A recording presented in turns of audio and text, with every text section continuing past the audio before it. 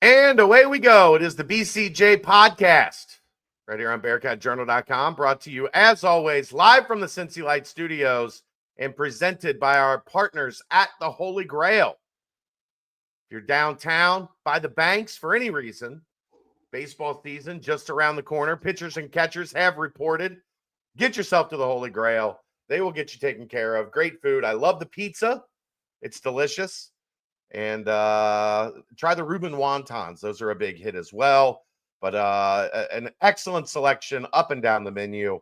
And, of course, ice-cold beverages, including Cincy Light. Every Cincy Light you purchase at the Holy Grail, an additional 50 cents will be donated back into the Cincy Reigns NIL Collective. All right, boys and girls, let's get this show on the road.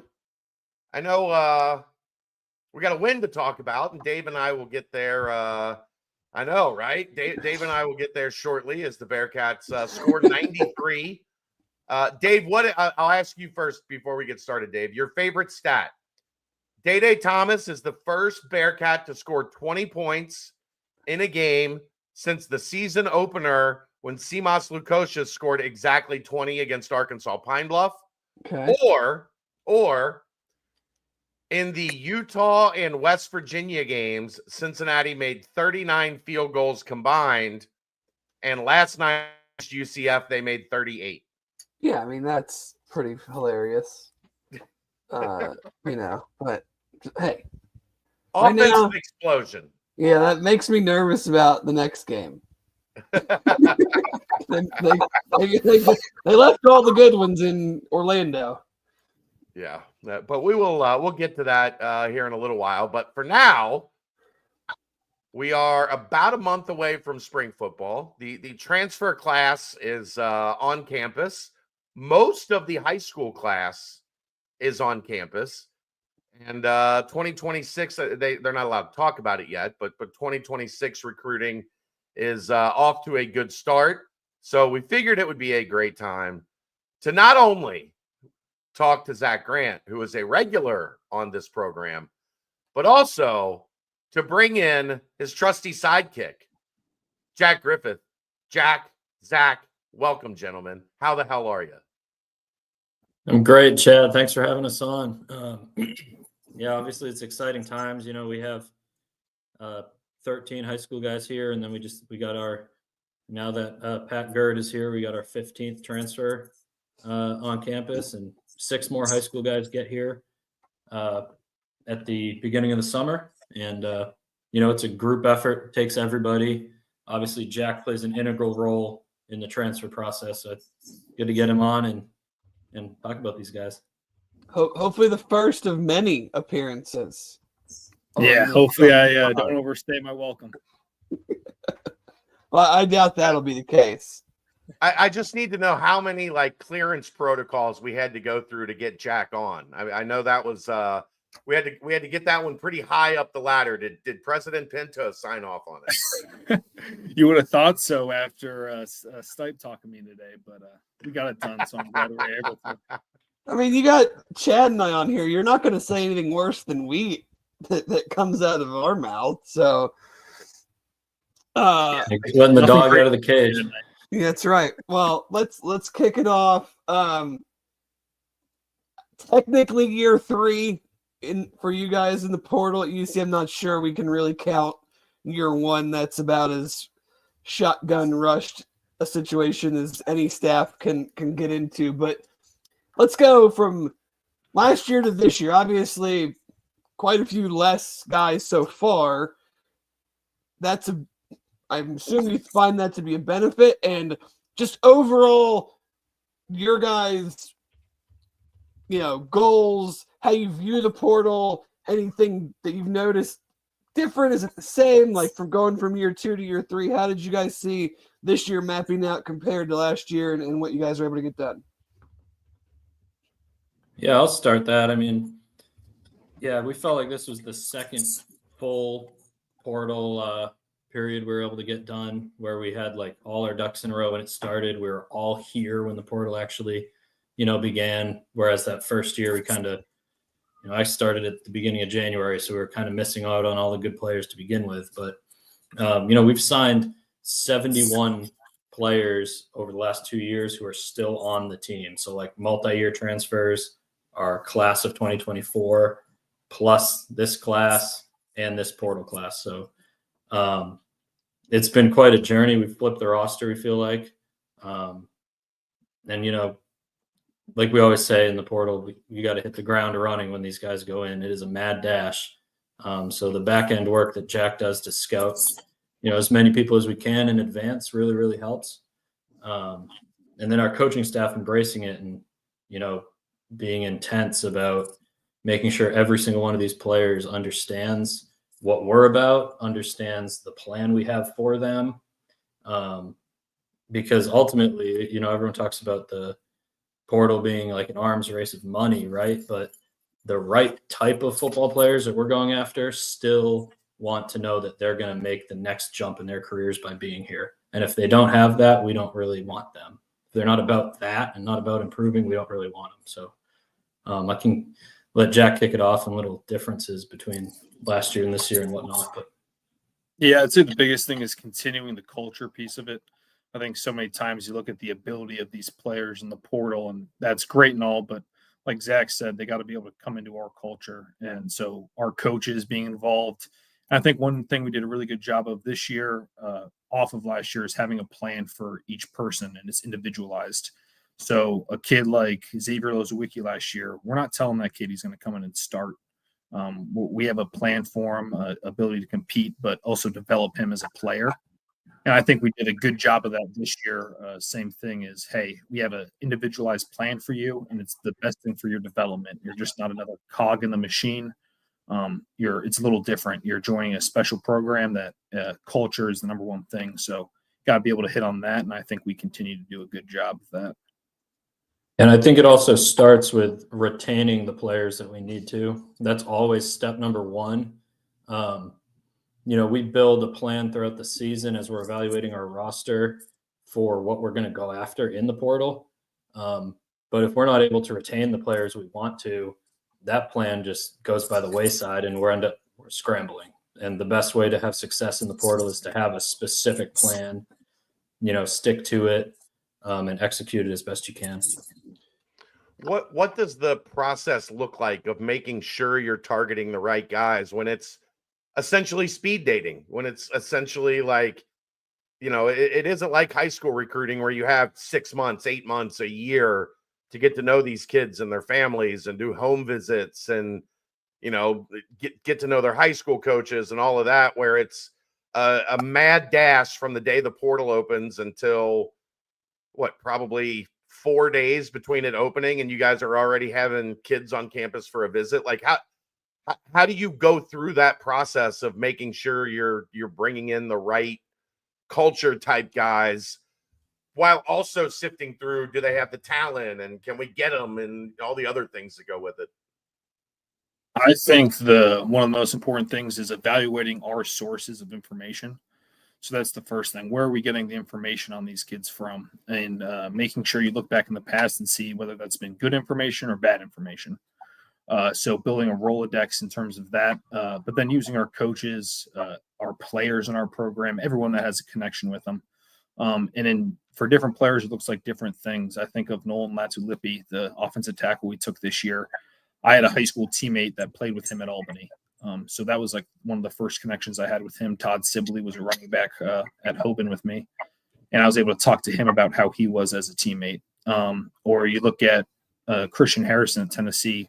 Coach Sims was with us here at Cincinnati. So we have a built-in connection there. And then you're relying on our coaching staff that has connections everywhere, all across the country, whether it's a high school coach, whether it's someone on the staff they've coached with. So really relying on those sources and having faith that our coaches are talking to the right people and that they know what they're doing because they've proven that they can. Yeah, the other thing I'll add too is we'll utilize our players, especially when they get on campus. We take the feedback from them very seriously. And, last year we talked a lot about how Dante was around every single one of these guys. And, he was around a lot of them again this year. And offensively, Brendan Sorsby was around every single offensive player we brought in. And that's not just because they want a nice meal. That's because they care about the future of the program, and they're really, trying to attack it to get the culture right and, keep the culture. And then, the last thing I'd say too is we pour over loads and loads of game tape. Regardless of how these guys are, maybe Sunday to Friday, if they're playing consistently down in and down out in game tape that we watch, and we're watching every second of it, they usually have the right football character, and typically there's a good correlation between them being the right type of kids. And now even more than ever, when money's involved, these guys' intentions right away because they're going to give it to you based on how your conversations go with that. So it makes it kind of easier for us in that sense. You guys That's why go ahead. Sorry. That's why I enjoy the official visits during the portal, because you get to look a kid in the eye and you kind of get to see what he's about, whether he loves football or he loves what football brings him. Because you see it in this era so easily. When it gets going tough, you have to figure out whether you love the game for your teammates, for yourself. So that's hugely important. And then you think about interactions with Aaron or with Nico. Those are two people in our program that are hugely important, and I think the bedrock of our program. And they may be pretty relaxed in the training room when they're with Aaron doing their little physical, but Aaron is telling us all those interactions, and that matters to us because that's a huge part of a player is when they're coming here. Do they take the rehab seriously? Do they take the treatment seriously, the lifting seriously? So You guys aren't letting Dante go to dinner still, are you? I think he had 3 or 4 this year. He keep gets that away well from done JD. steak and puts ketchup on it. Ranch. That's right, ranch. He's not allowed to go to fancy dinners anymore.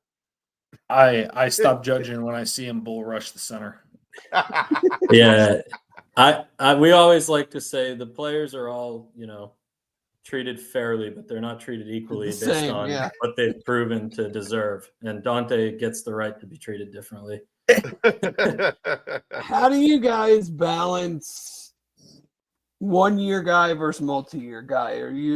Is that strictly on what he can, even though a guy might have 2 years or 3 years where he is already, or knowing that the portal seems to be a lot of times need this, get this, and so there's maybe less development involved, but how do you balance, 2 guys, 1 year, 2 year, and who wins out? How do you decide who wins out?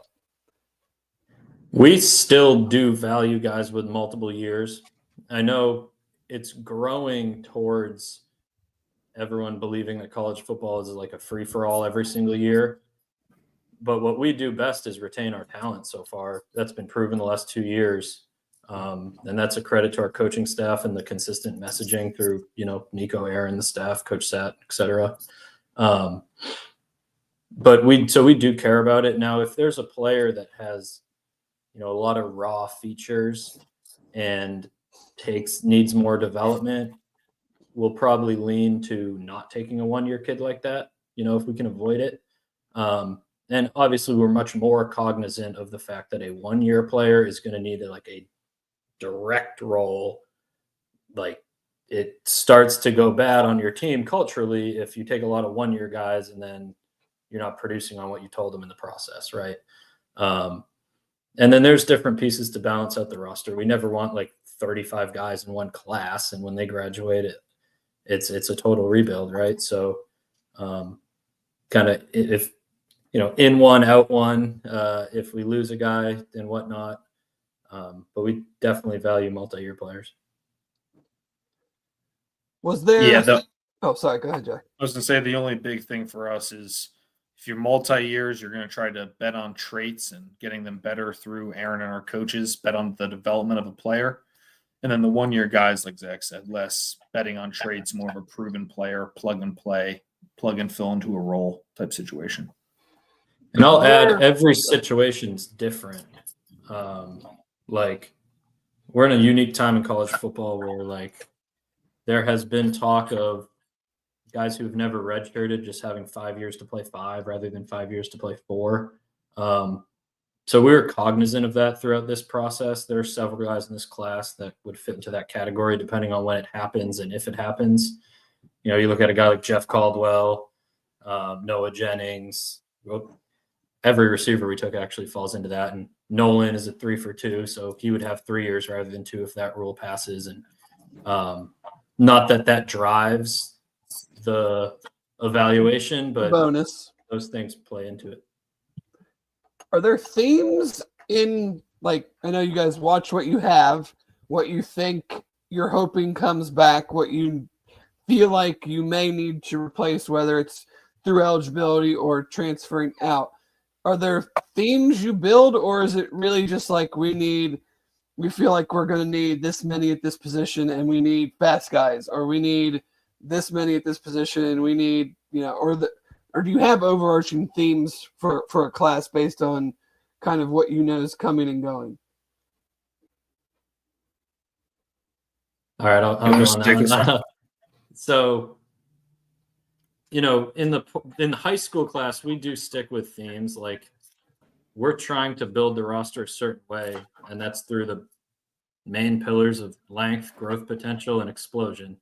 But in the portal, you can get away from that a little bit depending on how the player is, who's available, and what fits on your roster, But in general, we're never trying to get smaller, so we're always trying to build the Power 5 type look of the roster. But this year, a theme certainly on offense was explosive playmaking ability. So that was huge, and we felt like we accomplished that. Yeah, I was going to say, you going into the portal when you're evaluating the entire country throughout the year, you don't really have a plan. You're just trying to see what your roster's doing, how players around the country are playing. And then you kind of, as the year goes on, you kind of see where you can fit in and fill those roles. And like Zach said, we focus on playmaking and on the defensive side of the ball, getting longer, getting stronger, getting faster, which are the basic tenets of what we do. Jack, you have an NFL background. How do you think that has impacted kind of this adjustment to being in college and scouring the transfer portal day and night, sometimes, napping in your car on a long day? What do you think that experience has done to kind of, that NFL background has done to kind of help you along here? Well, let me tell you, napping in the car is definitely a move I learned on the road as a scout. In between schools or in between write-ups. But I think the biggest thing is when you're on the road, I had the Northeast, so you're traveling from school to school, you're creating a big database of players. And something I prided myself on was not only knowing draft eligible guys, but younger guys. So I was able to keep a Rolodex and be prepared for the coming years. And I feel like it's very similar now in college. Doing the portal, you got to be aware of everybody. And I feel like being in the NFL, I had to watch D3, D2, FCS. I had to get my feet wet everywhere. So you kind of learn pretty quick. It doesn't matter where the talent comes from. When I was at Villanova, my first job when I was in law school, we played against Kobe Turner at Richmond one week, who now plays for the Rams. Next week, we played against Jared Verse, who was at Albany, All-American monster. And the next week, we played Juice Wells, who was been at 2 SEC schools, who was at JMU, and he was going to go up against Christian Benford, a Bills corner that we had at Villanova. So, I've known for a long time there's talent everywhere, but the NFL really reinforced that, and it forces you to be detail-oriented. You have to know every player, their background, where they came from. You can't write someone off too early, and that kind of forces you to really be on your P's and Q's. And it's like Xavier Williams this year. I probably wrote him off too early at first because he was playing quarterback. Then he makes a resurrection, and you have to always be – your evaluation is living and breathing. So it's never over until a player signs or is drafted or anything like that. Does that network? Because I know, when you guys are out on the road in the NFL doing scouting, you get done watching a practice, you meet with the strength coach, you meet with the trainer, you meet with the position coach maybe. Do you find yourself now like, oh, man, like that network that I – kind of started to accumulate doing that comes in really handy when you're looking through the transfer portal? Yeah, I think it's handy when I'm looking through it. That way they have some body types on guys they've seen in the past. They have information on kids in terms of, some people probably talk to them in terms of personality or practice habits that they may not be open with me about. So that helps. But also in terms of talking to people in the portal, there's people that I can rely on in my scouting background where I can have a player be like, hey, call this scout. This is the vision we have for you. How can Cincinnati get you to where you want to go? So there's a ton of guys like that. Off the top of my head, I think of Blaze Taggart, Texan scout, Cincinnati grad, awesome person. And there's a ton of guys like that throughout the league that I can really lean on. And it's been huge. And it's funny, now they're talking to me about how money affects players, because that was always a question in the NFL. What happens when they get drafted and they get money? Well, now it's happening in college. So it's been an interesting dynamic talking with them back and forth, and it's been really helpful. Finally, what do those guys say when they make it to higher ground? Because I know they don't usually get to experience places like that. They complain about the heat. They complain about the heat first off, but they love it. It reminds them of an NFL camp. No distractions, all football. They get to go eat in the hall with us after, crack some jokes. But they all love it. And the one thing that they always say is that Cincinnati guys are tough. They're ready to play football. You heard it from Andy Reid in that press conference the other day. But you hear it from every scout that comes in. When you draft a Cincinnati player, regardless of the area you're in, you know you're going to get a no-nonsense football player that's going to work hard. And that goes back to the culture of the city, the school, and the staff we have now, obviously. Let's talk some players. Let's start at wide receiver. You brought in 4 guys, all a little bit different, but yet all seem to have at least one trait in common, which you guys mentioned earlier was explosiveness. Just, I don't know if you, Zach, you take 2, and just kind of tell us what you liked about him coming in, and kind of what we can hopefully expect from him this season. Perfect. I'll let Jack take his 2 first. This is my heaven. It's all you. Well, yeah, I get to pick. Yeah, you go. Go ahead. Yeah. I guess I'll start with Cyrus Allen. Obviously, got him from Texas A&M, Louisiana kid. I remember him when we first got here. He was going in the portal from Louisiana Tech and went to Texas A&M. They ran the heck out of the ball this year. I think they only had 1 receiver over 400 yards, and he got banged up at the end of the year. But he's someone that, from the minute we watch his tape at every school, his explosiveness stands out. He has an advanced release package, so he's a really, really twitchy guy.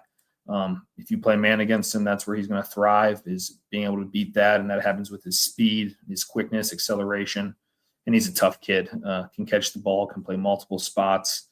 I'm really excited about him. Him and Sorsby have a great relationship. That's the big thing, is Sorsby got on the phone right when he got in the portal. He was a huge help. He connected immediately with Coach Glenn and Coach Stingley.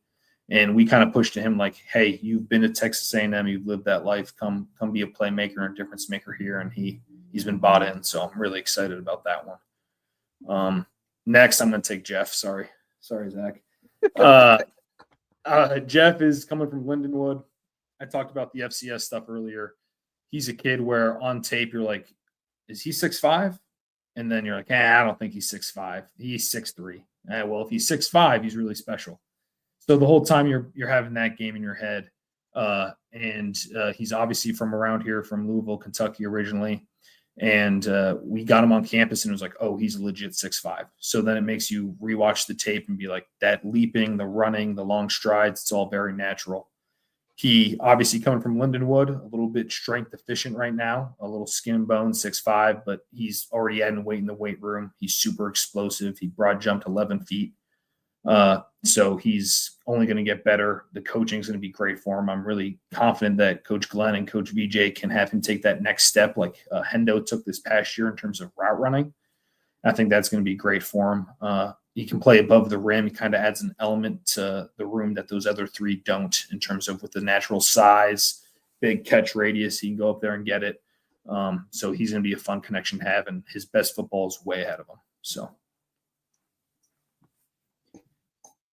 Yeah, it's funny. I was listening to last week. Coach Seth said he never heard of Lindenwood, which is ironic since Jack and I watched Jeff Caldwell every Sunday for the last 2 years. But yeah, he has the chance to be really good. Ball's in his court now. If he wants to get it, he can get it. The baseball team had a Lindenwood transfer as well, believe it or not. I don't know if you knew that or not, but that's just crazy that you both programs end up with a transfer from Lindenwood. I don't know if Jack could name 4 athletes that don't play football in the nation. But I can name Pierre Desir, who was drafted from Lindenwood. There you go. Okay, so yeah, third there, Noah Jennings from Charleston Southern.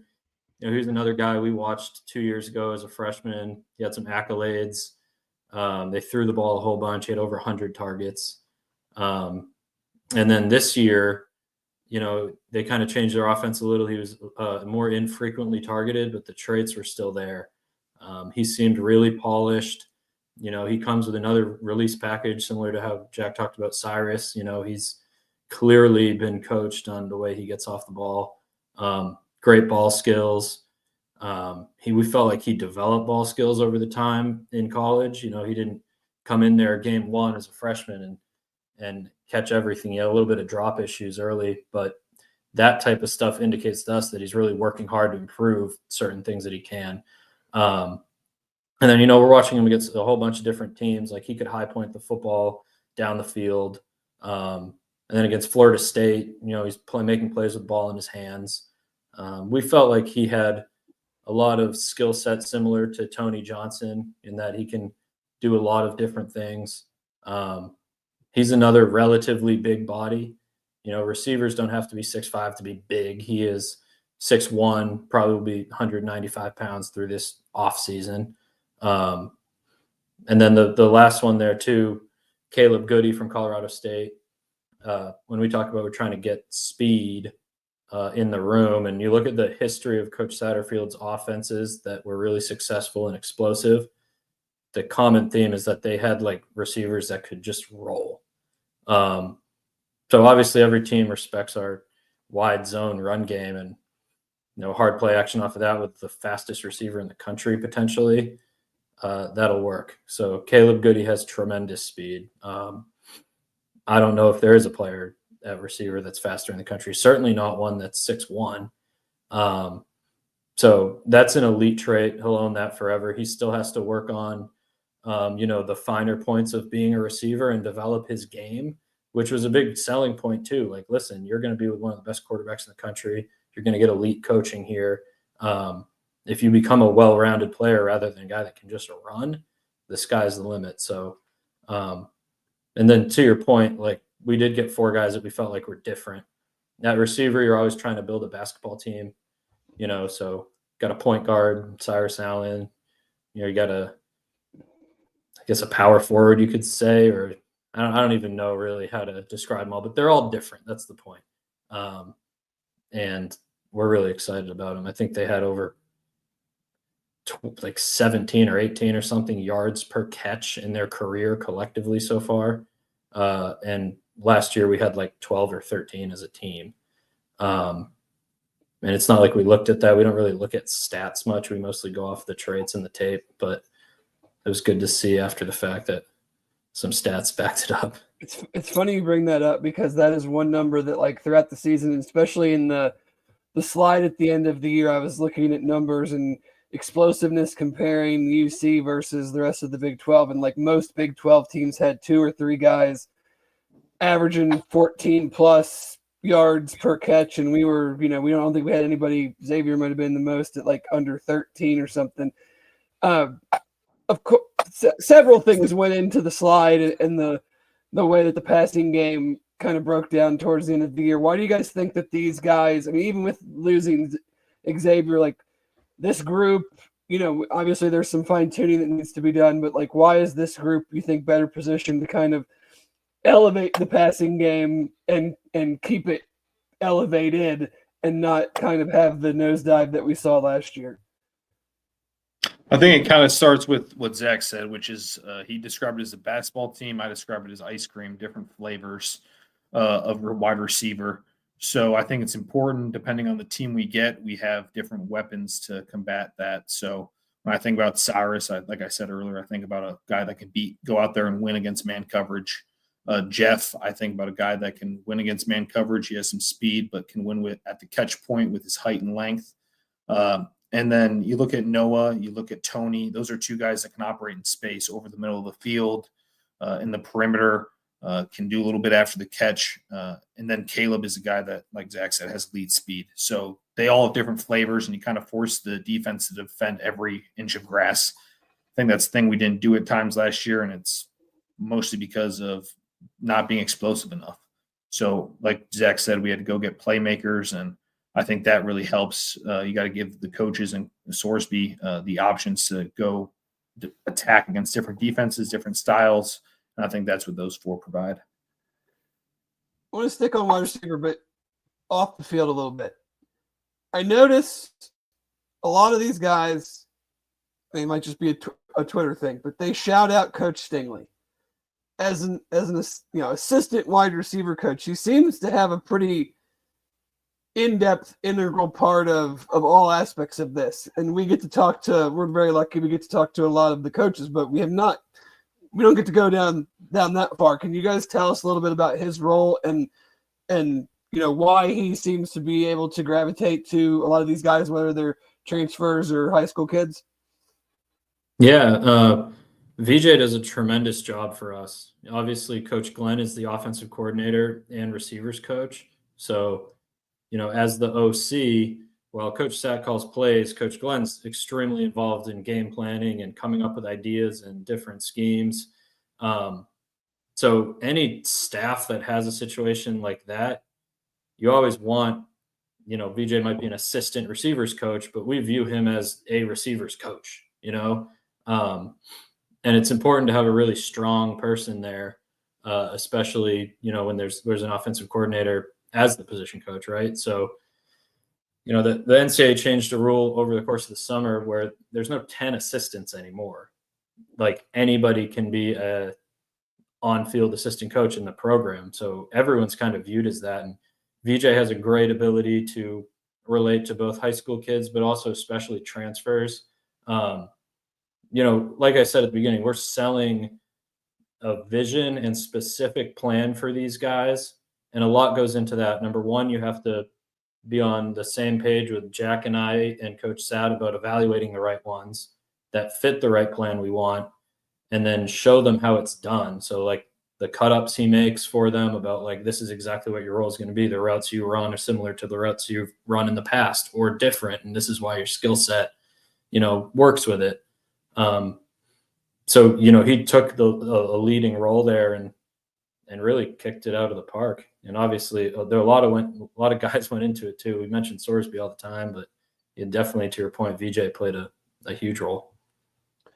And people have to change their mindset on that now, because it's not, they just think it's the 10 assistants and that's it. And the number is, there's no cap anymore on who can be on the field and coaching special teams or, doing a million different things that aren't under that specific, these are our 10 assistants rule that we got so used to being kind of hard and fast.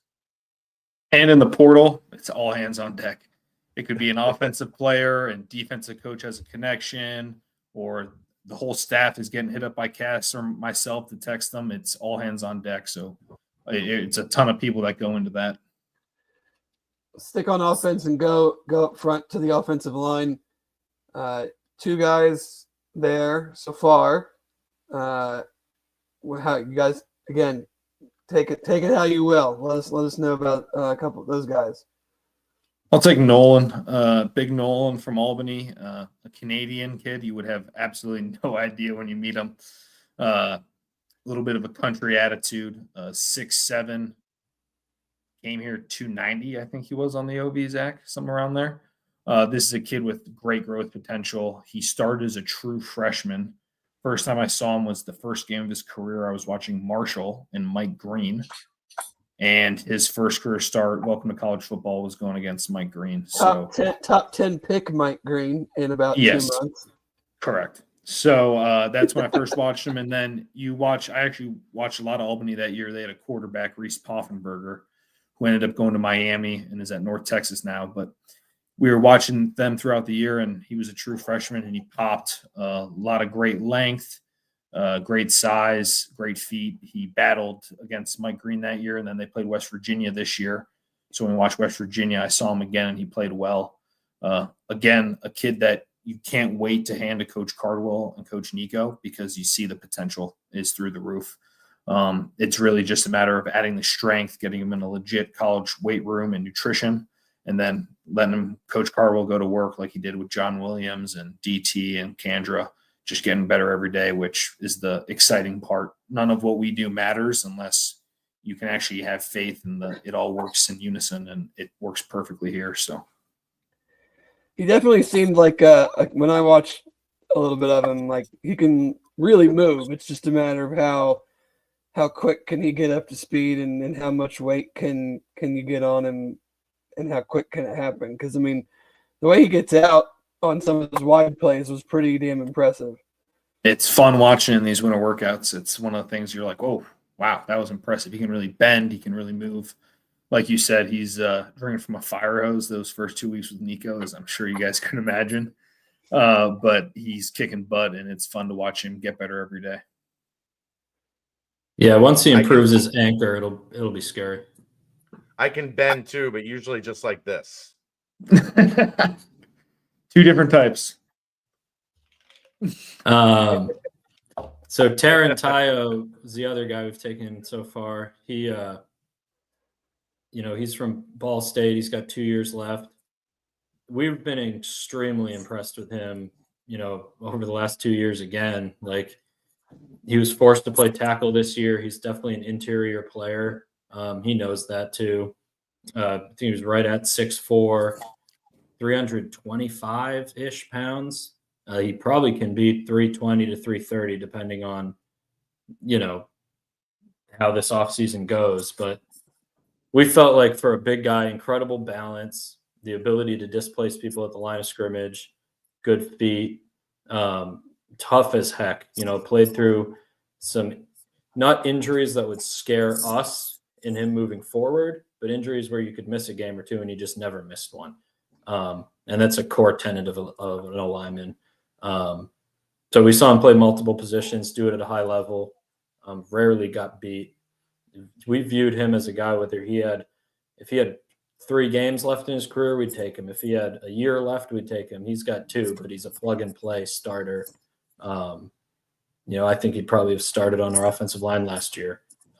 He's a really, really good player. Lucky to have him. We were able to get him, up on a visit right away and kind of seal that one quick. Yes, especially when those, eventual national champs might have been sniffing around.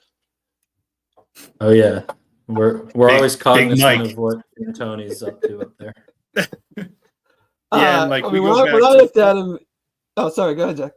Former players, he has a connection. He played Corey Kiner in high school in the playoffs, and him and Corey Kiner are close. He knows Joe, so talk about connections. I talked to Corey 3 or 4 times, and he reached out to him, got a feel for what he was feeling, kind of talked to him about our culture, and those are the kind of things you lean on when Corey Kiner is saying, I love this kid, he's tough.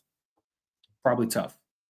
Yeah, I mean, I don't know if you guys saw it, but he was one of the guys that they brought out to meet the media, and he talked about camping here and then not getting offered, and pretty much said it pissed him off. And then Corey and Joe kind of, told him what was up and everything, and that kind of eased his mind a little bit. I mean, I watched him, I was like, there's your Luke Kander replacement right away. Yeah. I was like, he's going to start at right guard and be totally fine. Bingo. Offensive line, we're still far away from the season start, but I know you're always looking. Is there, in the spring, does it make it harder because why is the guy leaving at the end of spring? Is that the type of guy if we're looking for a tackle or something that could possibly come in and help? Does that make it more difficult, or are you still hoping to probably, if there's one position in the spring portal that might be of interest, is that it? Yeah, A lot of teams look at the spring portal negatively for a lot of those reasons, but last year we had a ton of success in the spring portal with Jake Golday and a bunch of guys that will get even better this year, Cam Rutherford and Trey Gola-Collard. But as a core tenet of our program, we're always looking to add players at offensive tackle, at the offensive line position in general, and big bodies on the defensive line. So if they're out there and available in the spring portal, we're certainly going to go after them. But it's a great opportunity for guys on our roster who have upside to go develop and earn it and force us to not even want to look, right? And then to your point, yeah, we always look at the reason guys leave. But again, every situation is different. And we'll dig into each one individually on why. Like the last thing we're going to do is take a guy that will be detrimental to what we want to do. But from what we've seen, most of these situations check out, especially if we've done a lot of our research on the front end. So certainly, though, we're going to be looking to add pieces anywhere that's going to help the team, and that could be one of them for sure. Running back, you guys were in on several. There was one in particular that I am a huge fan of. Wasn't able to get it done, but Tyree Walker is no consolation prize. He's a real deal dude. He seems to fit in the Corey Kiner mold as a excellent complement to Evan Pryor, and that one seemed to come a little bit later once the ruling on the JUCO thing was figured out. Am I being accurate there? And just what do you guys like most about him? And just give us a little bit on him. Yeah, so his situation came up with the Diego Pavia JUCO ruling. So he was getting ready for the draft and found out he had an extra year. So we obviously did our research and watched his tape, and it was awesome. I remember him from Oklahoma pregame, and I looked across the field with Zach, and we're body typed, and I said, "Who the heck has those legs?"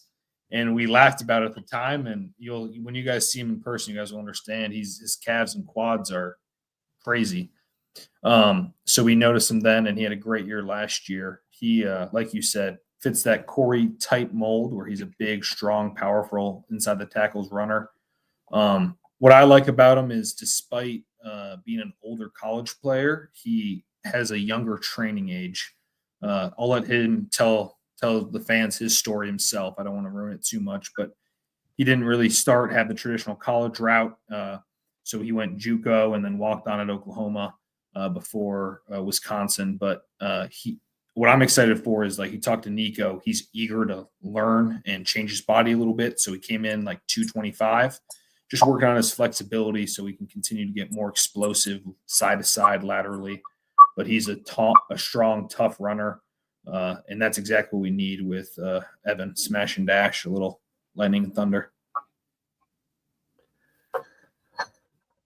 Am I missing any? Yeah. Oh, sorry. Go ahead, Zach. No, I mean, he hit the nail on the head. I mean, it's one of the rare guys that we really scouted after he went in the portal, like kind of cross every guy off the list that's out of eligibility. But we had sought out a powerfully urgent, violent runner that can win between the tackles.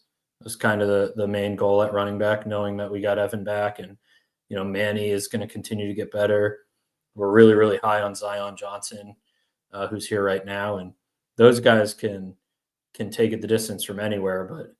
But, I think Corey is one of the best running backs in the country. I mean, the ability to get tough yards, create his own yards, more than what's blocked for him,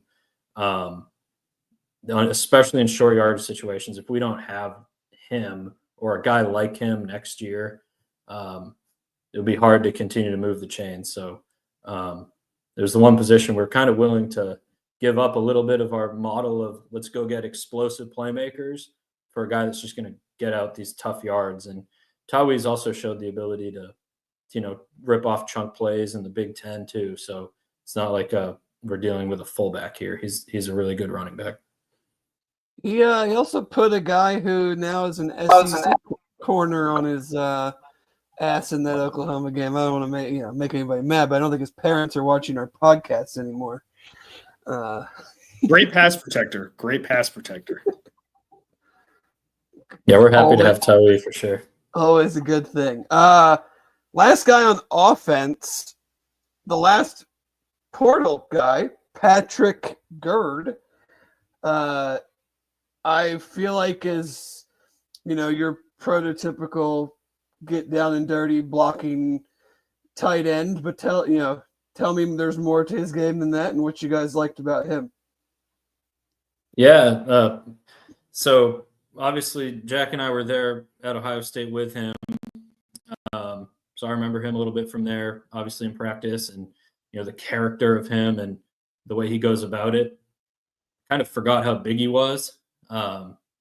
It's a big dude now, like 6'4", 250, 260 pounds. Obviously a former walk-on at Ohio State, so he's willing to do the dirty work. And we wanted to get another guy in there that can help in the run game. Obviously, we have the best tight end in the country in Joe Royer, and we got a young guy that's coming up in Gavin Grover, who's really impressive too. And then Devin Zahersky is going to be an extremely good inline blocker with time, but we wanted to make sure we got another guy in here to fit that mold as well. So you kind of think of like a Francis Sherman type, but just a much bigger body. Now, you don't get to see him go out there and catch the ball at Ohio State on tape. I kind of remember a little bit from practice, but then we're out there during workouts the other day, and I'm like, oh, actually, wow, he's running like almost 20 miles an hour and catching the ball. He's kind of sinking his hips, soft hands. So there's definitely something there. Pat was obviously very close with Joe, and really happy to have him. And it was a role we sought out to fit, and he definitely fits it. We had to wait a while for the guy to win a national championship, so finally got him here. We'll flip it. Defense, start in the secondary. 4 guys again. You guys can talk about them, split them up however you want. And I want to see who likes my guy from my alma mater more, Zach or Jack. I'll start with Matthew McDoom, corner from Coastal. Guy that's been a baller for 3 straight years in the Sun Belt, which is one of my favorite conferences to watch in the country. What stands out is the speed. Easy speed guy, hit 22 miles an hour today. And he can really glide on turf. What I like about him is he can get better. He can improve his press technique and all that stuff that's really going to make him take a next step. The last 2 years, he's had 20% plus in forced incompletions his way. So he's not only forcing incompletions, but he's making a play on the ball, whether it's interception, pass deflection, all that stuff. So I think the best is ahead of him. He's a kid with a smile on his face every single day. When you walk in the weight room, you're like energized because you're around him. And he's kind of taken on the challenge of he wanted to get stronger, he wanted to get bigger, he wanted to get faster. So he's been with Nico, and it's been great for him. And I'm excited to see as he continues to grow under Coach Hicks. Coach Veit did a great job. What makes it special is like we're recruiting him, and Coach Veit's the one that picks him up from the airport. And him and his parents talked about it multiple times throughout the commitment. Like that was like a difference for them. It's like it's different when the DC is picking you up, and it shows the care that our staff had throughout the recruitment for everybody. Second guy I'll take, sorry, Zach, Xavier Williams from Middle Tennessee. He's a awesome human being. He crazy story. Started as a quarterback at Charlotte, then played it at UCF, and then last year. Zach, I don't mean to interrupt you. On this podcast, it's the Central Florida Golden Knights. The Central Florida Golden Knights. You're not allowed to say UCF. The Central Florida Golden Knights. And but then he went back to Middle Tennessee this year and was going to play quarterback again. So the first 4 weeks of the season, he's playing quarterback. Against Ole Miss, he takes 3 snaps there and runs the ball. Then I turn on the film week 4, and he is playing safety. And then week 5, he's playing safety. Week 6, and you're like, wait a minute. And then he leads the team in tackles. So you're recruiting him, and you're getting to learn him, and he's 6'2", shredded. And you're like, gosh, what a crazy story. And he's like, yeah, I didn't even practice with the defense before I switched over. He learned the defense in a week. And you're like, oh, my gosh. So he's smart, great kid, moves well, height, weight, speed, all that stuff. And then you talk about the Jets connections. Jordan Burton, who's a scout for the Jets, is one of my best friends. And a lot of the staff at Middle Tennessee coached him at Oklahoma State. So he got me on a conference call with them, and they're like, this kid is awesome. You guys are going to love him. And they were right. He's been awesome so far. He got his black shirt today here in the CPAW amongst his teammates. He's a kid with a great future. And we said earlier, we usually don't take one of your kids with a learning curve. He's kind of an exception. We saw his ability to play that position. We think another year with coaching, learning a defense that's fit for his skill set is going to be great for him. Yeah, I was going to bring up the point of, trying to limit the, so to speak, projects with 1 year left. But, when a guy can be on our visit and kind of learn a piece of our defense and recite it verbatim within a 24-hour period, it's pretty impressive. And it kind of speaks to the fact that he's going to pick it up quick and urgently get better and become the best version he can be at safety. So, yeah, we're fired up about him. Taden Barnes is another, safety that we took, and he's kind of the perfect fit at field safety. And, if you're wondering what our field safety is, like a lot of the traits you look for in a nickel is the same thing. The biggest thing that jumped out from Taden Barnes's tape is he has the exact play temperament we want. Obviously, y'all tweeted the video of him punting the ball through the end zone at Texas A&M. And it's funny, we're at dinner right when he got here, just after it opened up again after Christmas. So it's like the day one of this next flow of visits in January. And Jack thinks he's going to get Coach Veit on like not diligently watching every clip of him. So he's like, hey, Coach, what was your favorite play of Taden? And he like knew what Jack was doing, and he's like, "Oh yeah, punting the ball out of the end zone against Texas A&M." We thought we might have been able to slip that one by him. Some people would perceive that as a little excessive, but the dog isn't going to bite when it's older if it doesn't bite when it's a puppy, right? So I'd rather reel him back than have to get him out there. So Taden's absolutely adores the game of football, and that was so obvious on his visit. He's about the right stuff. He's trying to get better every single day. And, he's quick, physical, aggressive, urgent athlete, reactive, can cover, hit. Taden can do it all. So obviously we looked at the production and everything that he had for New Mexico State, and it was really good too. So fired up about Taden. Stan, I want to ask you one thing on him real quick. Yeah. I noticed that I didn't watch as clearly as much as you guys did, but his A&M tape that I watched, it jumped out that just like he was totally not out of place. He was running full field with those guys. When you see that in that situation of air quotes lower level competing with SEC level dudes, does that give a guy an extra bump? It's not going to outweigh the rest of the tape, but when you see that that's in the player's profile, does that bump him up in kind of your eyes? Of course, like you always want to see a guy against a top competition. So I love to see that, whether it's the interception, there's another play where they try him on a slot fade. They try him on a few quick screens. He did a great job. Liberty was another good game, tough opponent, and he played his best against them. I watched that, and then I'm going to be honest, the second thing I watch is the game right after the Power 4 game, because no one that will tell you if he's a real football player and loves football, because it's easy when you're New Mexico State or whoever to strap it on and go against the Power 4 team. But what about the next week when you've got another opponent? It's not the same atmosphere, stadium. And the thing I love about Taden, it could be in the backyard, in a side street, against Texas A&M, against Coleraine High School. It doesn't matter. He wants to play football, and that's what we love about him. Zach said it. Guys that adore the game of football and can't live without it, sign me up. We'll take all of them. Yeah, no doubt. Echo everything Jack said. The last one, Christian Harrison. If you don't know by now, Rodney Harrison's son. It's funny. I was talking to him a little bit on the visit. I was grew up a Patriots fan from Boston, and I remember Rodney Harrison like breaking his arm in the like Super Bowl and winning these Super Bowls and stuff. So having his kid here makes me feel pretty old. But you know, when you think about a safety and what you want from a mental standpoint and like the cerebral approach to the game, you know, Christian is exactly that. Like he was very, very intentional about why he chose us. And I felt like Coach Veit did an incredible job recruiting him.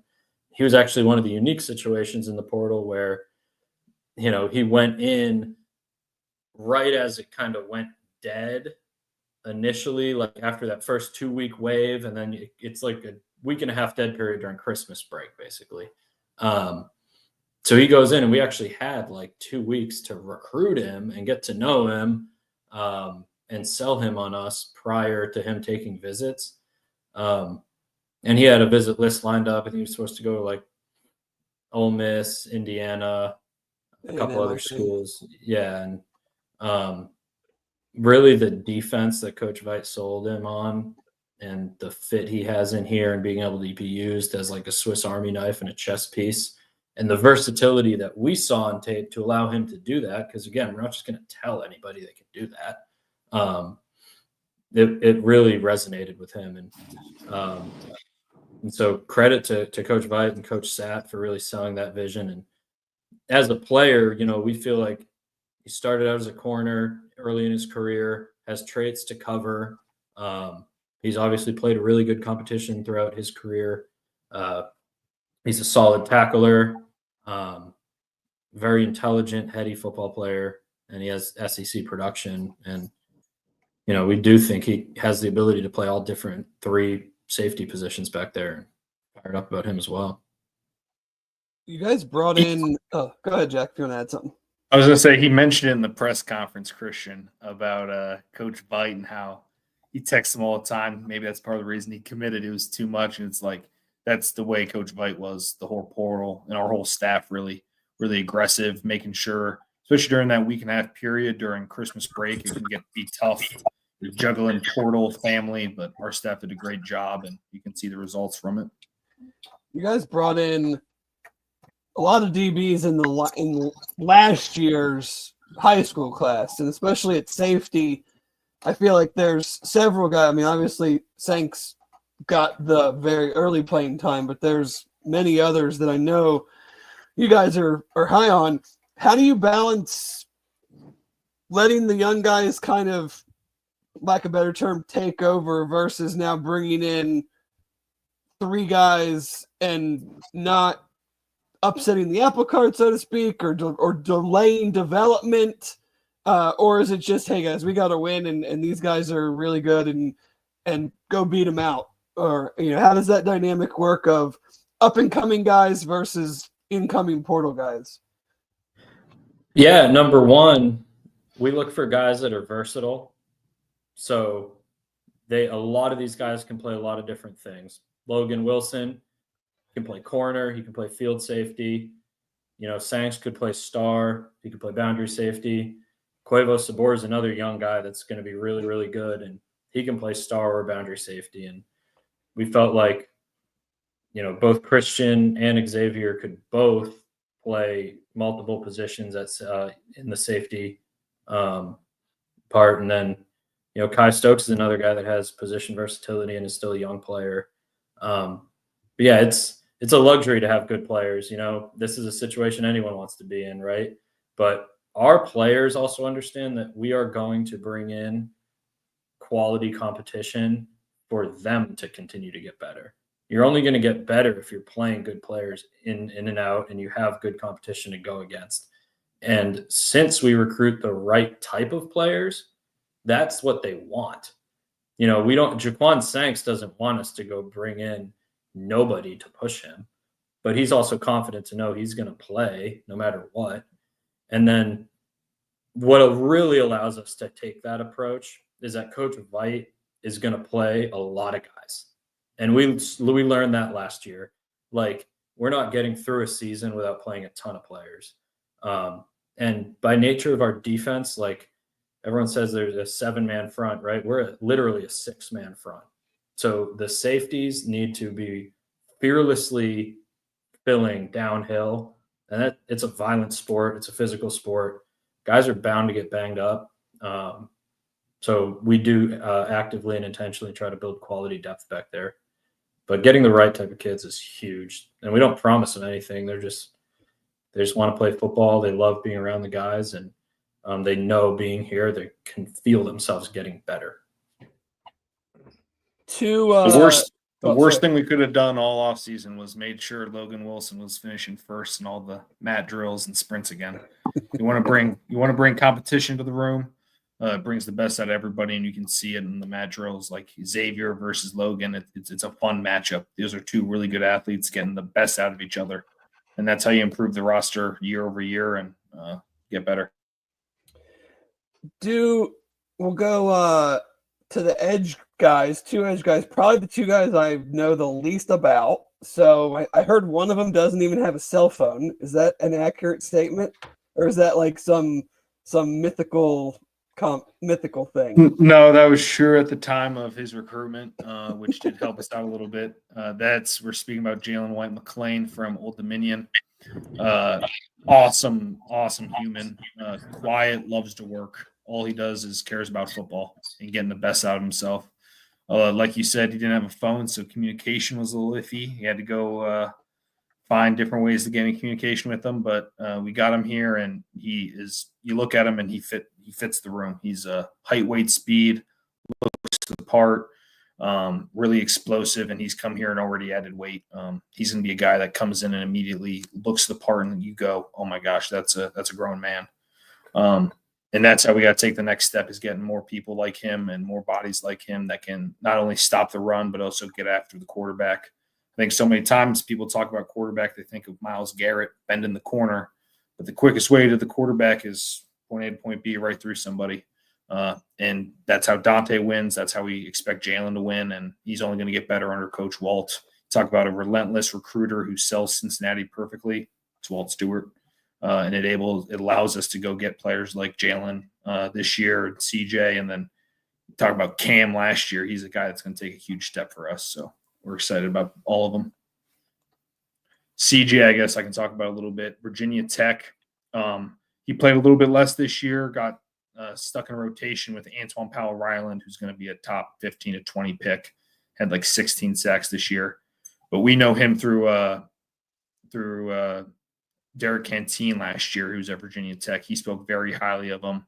So we had a little bit of idea who he was. And then you get to meet the kid and you're like, oh my gosh, you're awesome. You're in here at 4:30 a.m., getting extra work, only cares about football, and is excited for an opportunity to be the guy to be able to go out there and produce. And there's someone, like I said earlier, that can get that out of him. It's Walt, who can give him that confidence and be like, hey, just let it loose, go play.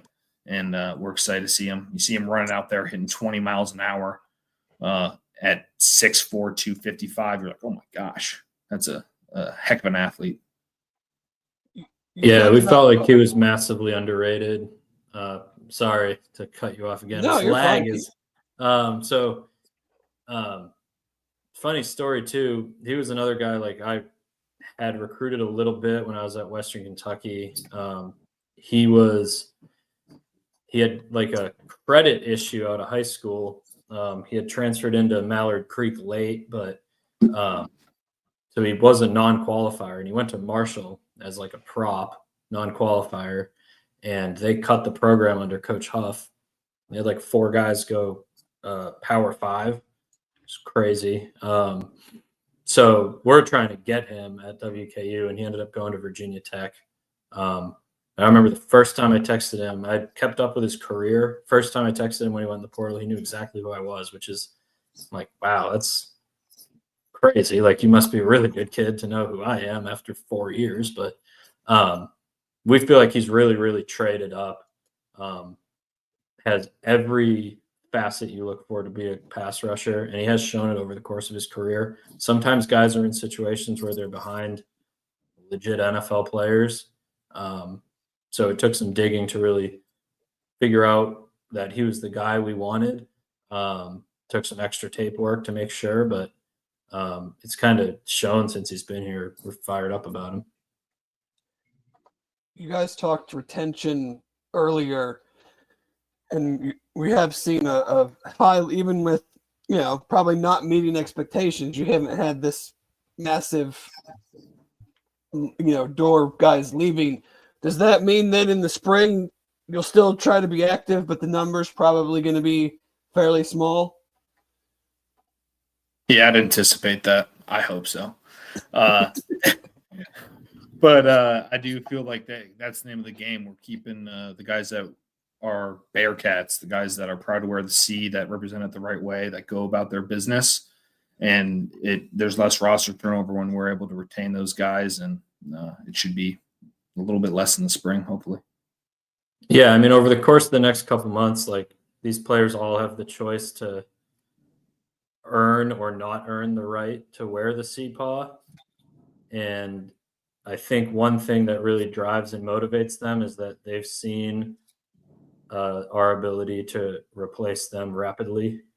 And that's a huge motivating factor for them to be doing the right things every single day. So this is a big offseason for a lot of players.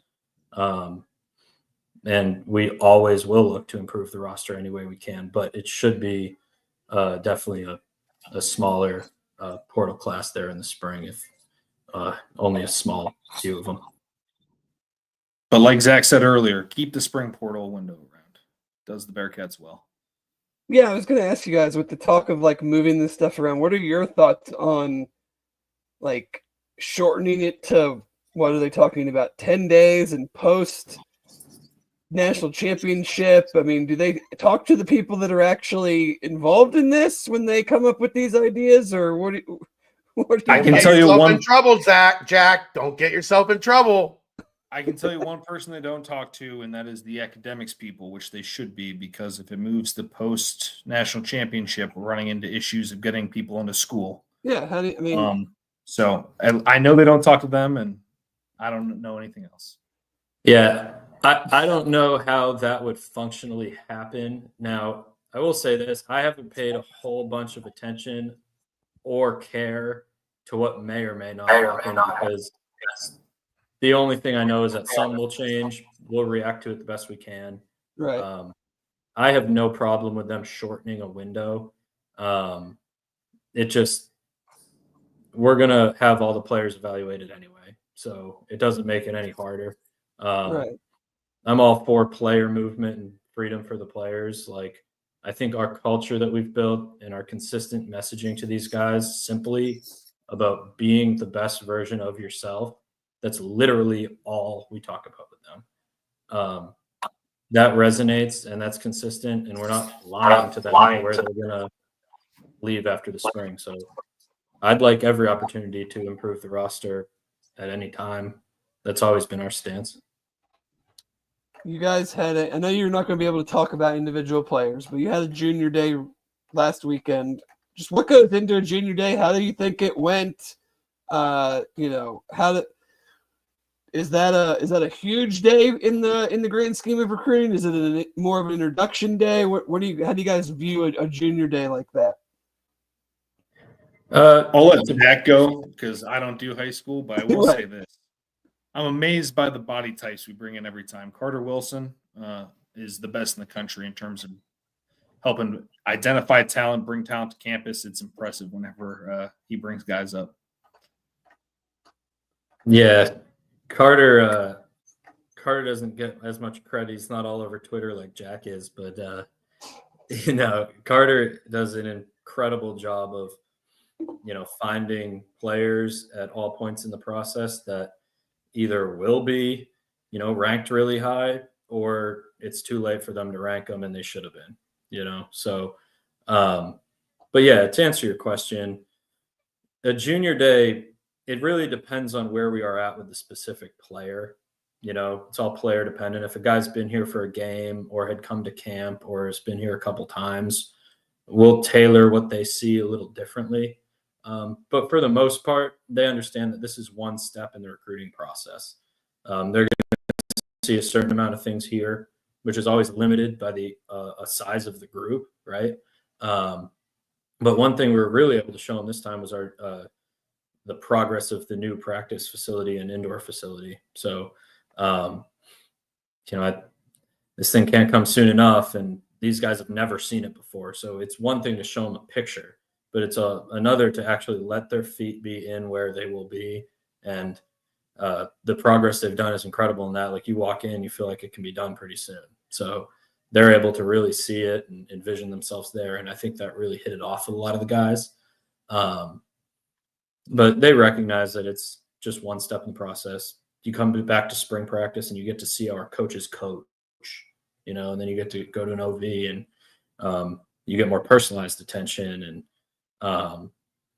the other thing I'll add on the junior day, it's not like it's just anybody that wants to come gets to come. It's like these guys we fight to get them here, and it's invite only. And we try to limit it to like 20 to 25 guys, but we're never going to turn down a player that's really good that we want to come here and we get to see their measurements, and we're evaluating them as much as they're evaluating us. So we ended up having 35 guys, and the day went really well. Our whole staff, like, when you have that many players there, both the coaching staff and the GAs and QCs, and now QCs are basically like coaches, right? So they're all with them and relentlessly recruiting them.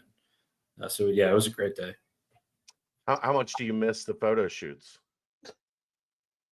I thought I'd say I didn't miss them at all, but we're big on body typing players. The one thing you miss with no photo shoot is that, like, if a kid's in like baggy sweatpants, I can't like get to see what their calves and ankles. You're talking calves. We got to bring Aaron in. He's the calf expert of Bearcat Journal. I respect haters. Big Jaquan Sanks guys. Entourage. Yeah, so I missed that part of it. Like, you can't get a good body type sometimes, but on the whole, though, it's a good thing. It turns the focus to football rather than just taking a photo shoot to say you did it. Oh, sorry. Go ahead. You could have them. You could have them put the uniform on and just not do the photo shoot. Like, it's required that we get a look at you in uniform before you guys get out of here. Thanks, appreciate you.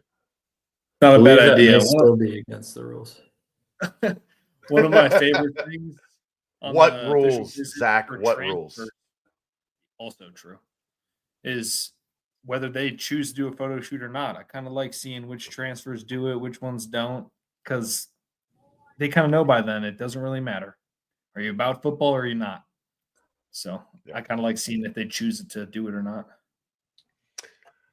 How much will your lives change when that massive structure on the front of campus opens up here in 3 months or so? It's massive. It is quite massive. A bit. Yeah. Obviously, for all the obvious reasons, right? We're going to have the best facility in college football, state of the art. It'll be the newest facility built. I think, not that our players don't come into work every day with an incredible attitude, they really do, but they're going to love the new facility and all the other things that it creates for them.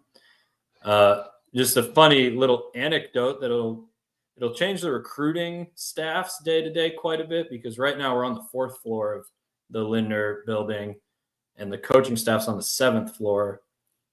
We somewhat enjoy being in our little shell there and just like grinding on tape. Now the coaches will be closer to us and we'll have to help them with all their various questions more frequently. I think Carter will probably just lock his door and put headphones on and watch tape from sun up to sundown. But yeah. We did have a question earlier. Cass and Carter, high school, Jack transfer, Zach boss. Is that the proper structure? I guess something like that. That's a pretty good way to put it. There's one other. So Ty G. Leach, we got him at the beginning of the season. He had played at Lehigh, then grad transferred to Georgia State. Right out of Georgia State, he was an offensive QC for Princeton.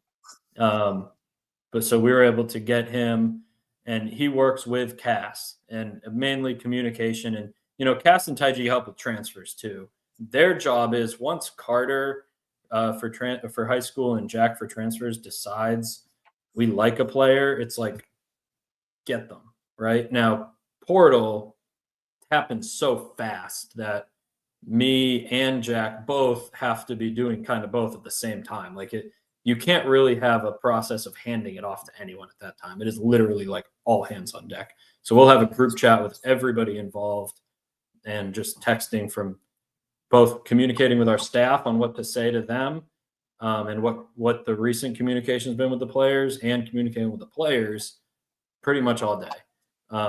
But yes, that is our structure. And Caroline handles the visits for both high school and transfer. And God bless her, because during the transfer portal period, it's Tuesday and you have 4 guys coming in Wednesday afternoon and then leaving Thursday afternoon and then 3 more coming in Thursday night. But like one might have to be here 2 nights and then like you're shipping them to another school. The puzzle that is created in this whole thing is crazy. And Caroline does an incredible job managing that. And so that the 6 of us kind of form the recruiting department there. And I would be remiss not to mention our interns that do like an absolutely incredible job. Lynn Davenport's been with us for 2 going on 3 years now. And Peter Abrams, he just graduated and now he's with us as like a full-time intern. And, his ability to teach the rest of our students and his leadership ability at a young age is incredible. And Johnny Kamer's the other one. And, they work with our students and they build all the cut-ups through high school film evals that we need. Like we're not just watching like 5 plays on a highlight. We're open about the fact that we dig into the game tape. But we're not just sitting there watching a game tape on huddle. They sift through it, cut it all up in the plays that matter. And so without them, the whole process kind of falls apart. So they do a remarkable job for us. Is it hard not to have your eyebrows rise on Twitter when you see some of the money getting thrown around in the GM game, in the recruiting game that's seemingly exploding like everything else in college sports? Yeah, I think it's great, for obviously our side of the profession, but, like anything else, like strength coaches back 20 years ago, they went from not making very much to everyone understanding that they have an integral role in the process. And now how college football is changing, people are beginning to realize that the personnel and recruiting departments have an extremely important role in the process. And we're fortunate here at Cincinnati that we have both a head coach and a coaching staff and an administration that believes in that same deal, that we do have an integral role in this, and we're able to take a leadership role and have a say in what the decisions are made personnel wise.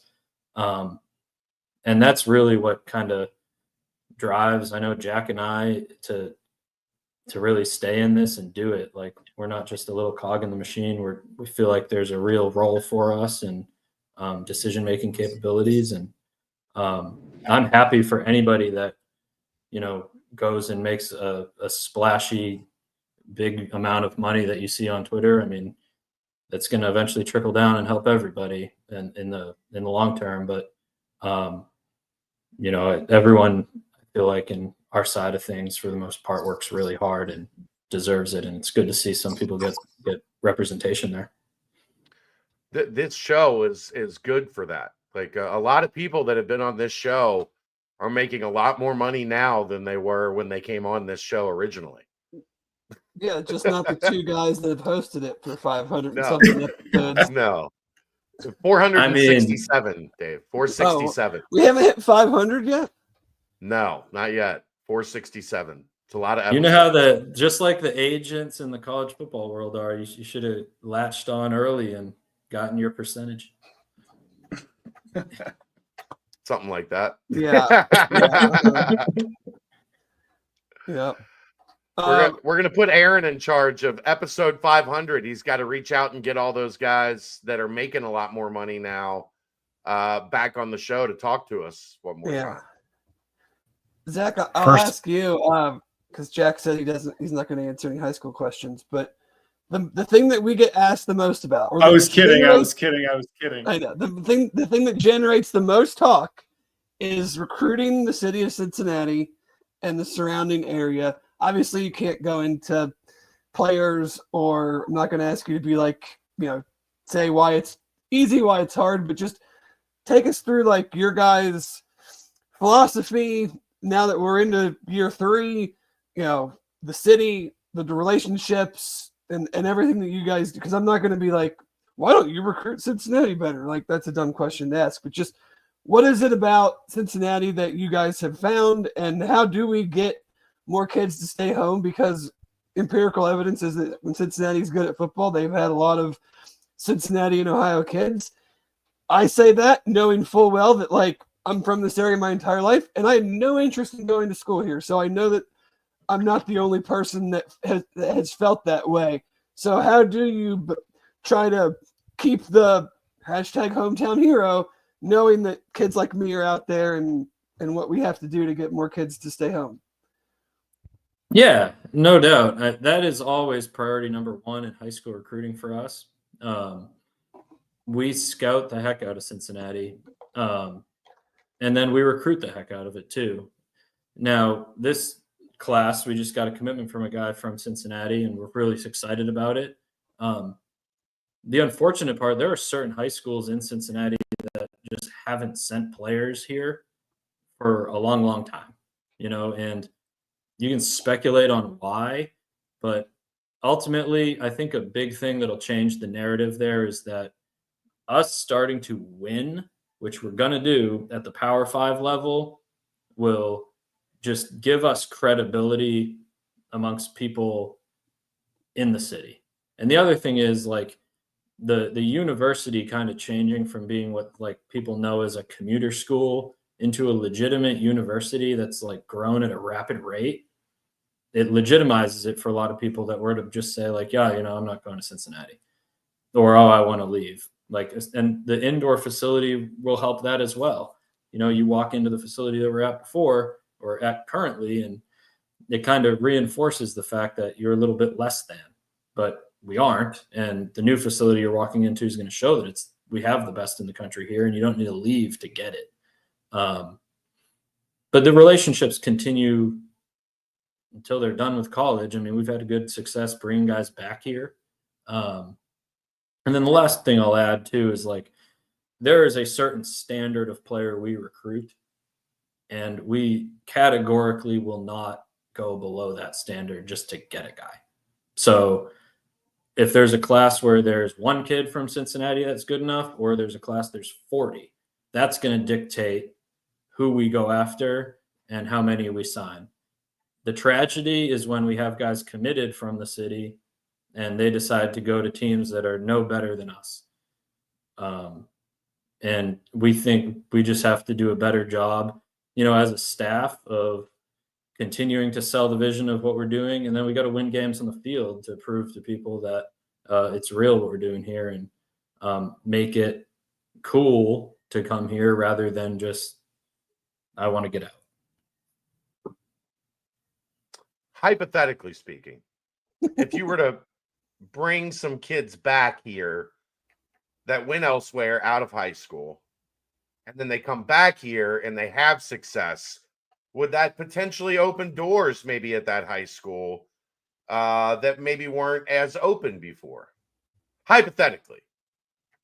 Yeah, I think that it's hypothetically speaking that makes a whole lot of sense, especially with guys like Royer and Kandra, and it certainly helps change the perspective.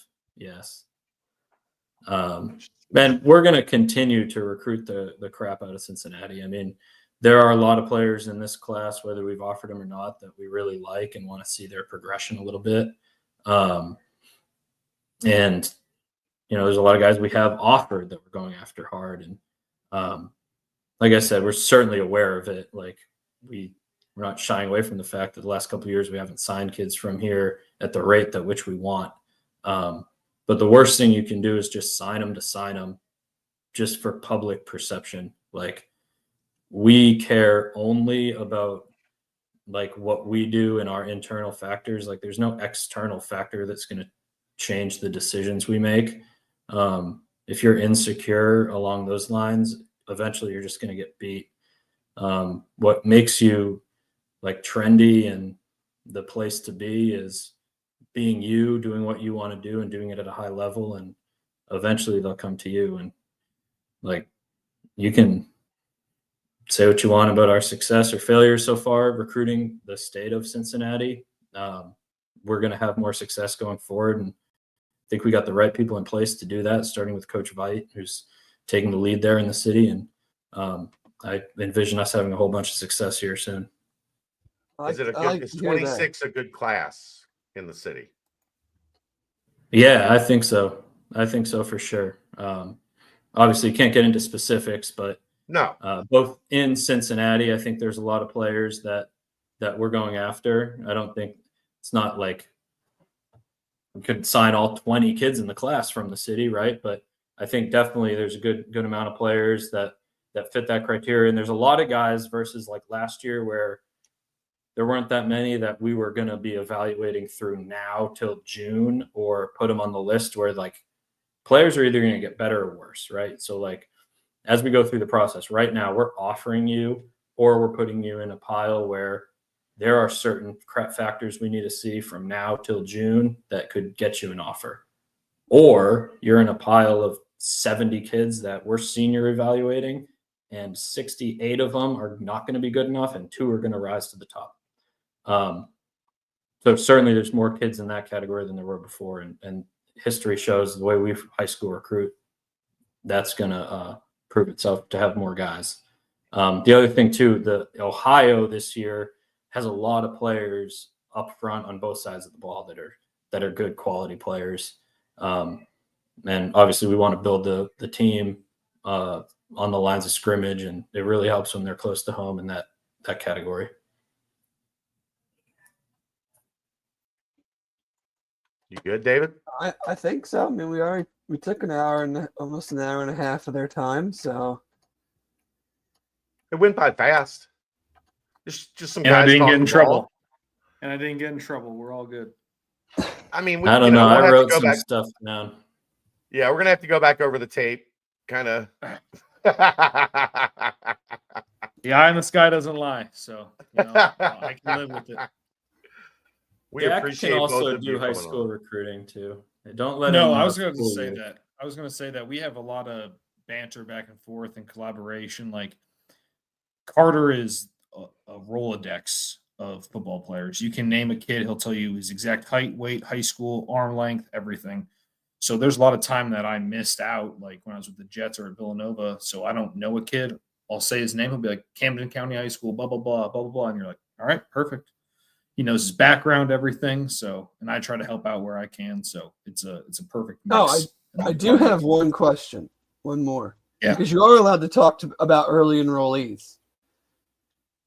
Just we're not going to go down every single guy, but overall impressions and anybody that jumped out, not even necessarily that they could see the field this year, but just is on a trajectory that excites you guys. There's a lot of them. Yeah, I could go down a list and pretty much all of them in different ways. I'd say the thing that stands out, and it happened with last year's class and it happened again with this year's class, and I'm sure will continue with 26, is length, explosiveness, and growth potential. They have all three. That's the tenets of our recruiting and scouting department. You got to have those three to be a Bearcat, and I think all of the guys we have that. You look at Tim Griffin, we talked about earlier, long, explosive. Zach Taylor, Jeremiah Kelly are 2 kids that are over 300 pounds and moving well. So it's awesome to see, but there's plenty. CD McPhee's the same way. A bunch of them.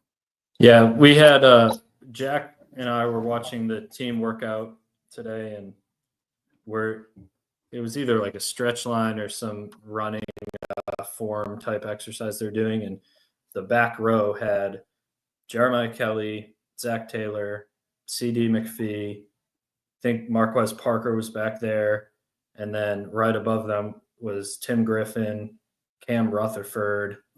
And he just turns to me, he's like, yeah, that back row is how you want it built, which is exactly true. So like, I'll mention like Zach Taylor to me has been like really, really good so far early.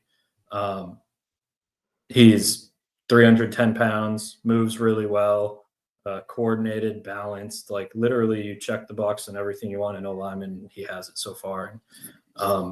It's impressive when these freshmen come in early and aren't out of place. Like they're not slacking anyway in these workouts. These aren't easy and they're fitting in. So it's been really impressive. And another guy I've been really impressed with is Zion Johnson. You know, the explosiveness and speed he brings and the way he attacks it's been really impressive too. I'll never forgive Carter. You know, Zach Taylor could have gone to Morgan State. I think that was his other offer, and I could have found him maybe in the portal in 2 or 3 years. Instead, Carter found him straight out of high school, and he'll be a great player for the Bearcats for a long time. That's outstanding. All right, gentlemen, we appreciate it. Jack, go cuddle up in your car and get a nap in. You probably got some work to do. Yeah, something like that. I It's always a appreciate you player guys. to watch. Always. Keep evaluating. We appreciate you guys, man. Thank you so much for coming on and getting us caught up as we, like I said, we're, I think, right at about a month from the start of spring ball. So the 25 season is quickly approaching. Can't wait. Thank you guys. Yep. Can't Thanks, wait. guys. Hope Appreciate it. Safe, fellas. Get down there and see you guys soon. Absolutely. Appreciate it. Thanks, Zach. There you go. Did you get all your questions in? You feel good? Oh yeah. Okay. Oh yeah. Ready to get down to some lovely warm weather inside Nippert Stadium for spring practice. One more, Dave. Just got to get through one more. Just one more. And then we're good. Almost there. Almost there. That interview with the recruiting department brought to you by Turtles Brew. 0 sugar, 0 carbs, gluten-free, bourbon-infused sweet tea. They have lemonade tea, strawberry mint, cherry lime, raspberry peach, orange vanilla. There's more than 50 locations in greater Cincinnati, over 100 in and around Ohio. If you are looking on where to find the location nearest you, all you have to do is go to turtlesbrew.com for more information and locations. And remember, a portion of the proceeds go to save the sea turtles.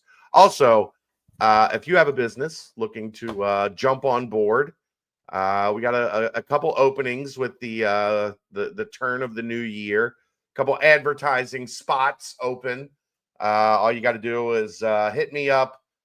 Send me a DM on Bearcat Journal. Send me a DM on the Twitter machine or whatever the case may be, and we will talk it out. So, not a lot of spots, but a couple spots are available. So, there you go.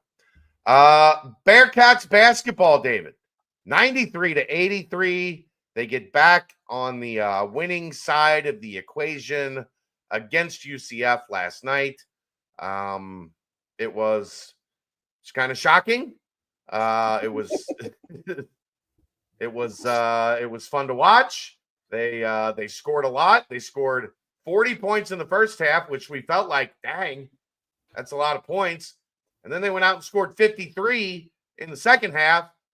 Holy crap, who the hell are these guys? Because, look, you had the same feeling I did at halftime, David. With 40 in the first half. What's the second half going to look like? I did not have 53 on my There were no 4-minute scoring droughts in the first half. I was a little Right. concerned. But a lot of noise around this one. The team played dodgeball. Bob Huggins came in and briefly spoke to them. before the game. I think all of that great. It's good. It's good fodder for the message boards and for people to talk about on social media. But ultimately, the team just played better basketball, Dave. Yeah, they did. I thought their their overall. I don't want to be lazy and just say like energy and attitude seemed better, even from the jump. I mean, they're but it did, and good win on the road.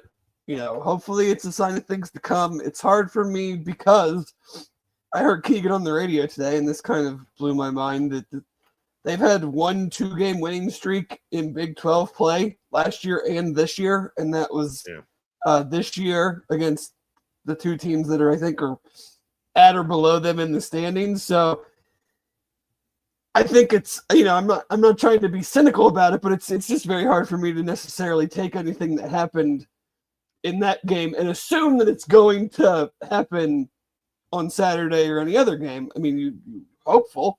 One question I do have for you is UCF. Not sure what they were coming into the game. I think it was. I looked at it while the game was going on, and I think it stayed the same. They were 15th in adjusted tempo on Ken Palm. Offensively, yeah. Well, the tempo thing. It was offense, defense, tempo, whatever. I mean, I don't know what the hell goes into that. But and UC going into the game was 295 and are now 275. Yeah. My question to you is, they certainly seemed comfortable playing that style of game. Now, comfortability is a thing when you're making your shots, clearly. You got a lot of shots at the rim, and they were making a lot of those shots. But my question is there's a big difference between being 15th and 295. So yes, can I ask why maybe we didn't try to dictate more of this type of tempo in the Big 12 season? Not from the jump, but like when things were like when we were sitting there going, we're scoring 40, we're scoring 48. Yeah. We're like, why maybe wasn't an emphasis on not being breakneck pace, like out of control, but like I said, there's a big difference between 15th and 295th. So do I have a leg to stand on to kind of be like, why weren't we at least trying to force this on opponents when we were struggling so much in the half court? It seems like the team, at least for one night, seemed very comfortable doing that. So some of it is just as simple as they have tried that at times, and teams know in the scouting report, do not let them run, because if you slow them down, they cannot beat you in the half court. So, like, it is definitely something that the opponents go into the game. First and foremost, you have to get back, like, diligently, like with purpose. You have to get back, not, like pick up a guy and just kind of get back when you get back. Some of it is they have been told to do that and have not done it. Like I have complained about it all year. Like, and some of this is they haven't been as good rebounding the basketball as we envisioned them being. Right. You can't start a fast break if you don't get the rebound. Right. Like their defensive rebounding has not been as strong as I envisioned that it would be. And a lot of that, it's very difficult. More than you can do it a couple times a game where you catch somebody asleep, like they score, you get the ball out of the net quick, push it up.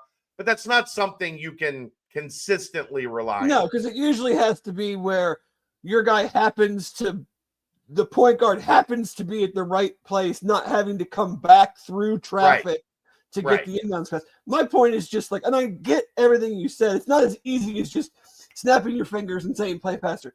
But when it was really bad, I feel like could we have just said, you know what, F it. I don't care if that's what they're trying to take away. Like, do it anyway, because guess what, guys? The shit we were trying was working at an even worse rate. So, Yeah, I mean, I think that sounds great in theory, Dave, but Right. like when you get across half court and there's a dude in a defensive stance ready to guard you, I mean, yeah, in theory, just go right by him. Just boom, take it off the Right. bounce and go to the rim. Like it's not as easy as it sounds, but that is something that this team didn't do well, be it getting the rebound and locating, where the outlet are.